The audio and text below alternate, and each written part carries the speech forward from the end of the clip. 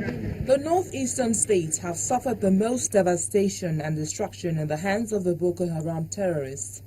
Hundreds of people have been killed, property destroyed, and thousands have fled their homes for safety. With the intervention of the military, peace is gradually returning to these states and locals have begun to return home. States like Yobe feel it's time to find ways of healing the wounds and prevent future occurrences.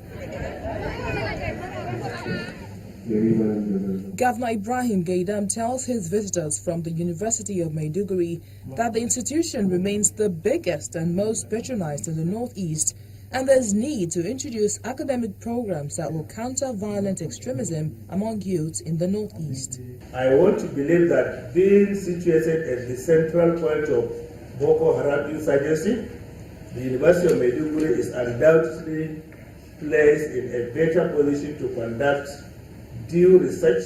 into the phenomenon of Boko Haram extremism than any other institution of learning in the country. In this regard, we expect the university to think in terms of mounting academic programs to reduce or prevent violent extremism, as well as start socio-economic and psychosocial intervention projects in response to humanitarian crisis brought about by the Boko Haram insurgency.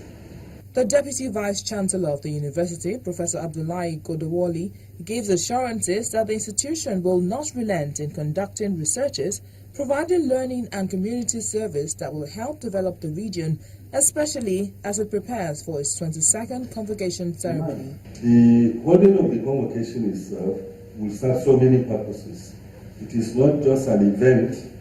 for the university, but we figure out that if we are to invite a lot of people from not all parts of Nigeria and indeed all parts of the world to come to the epicenter of Boko Haram itself, and in so doing pass through places like Yobe, we would have been able to establish the fact that peace and normalcy has started returning. While Islamic scholars within and outside the university have been urged to take up the challenge of tackling the misguided and misleading presentation of Islam to the younger generation being propagated by the insurgency, government in the Northeast also wants residents to cooperate with relevant authorities in rebuilding the zone.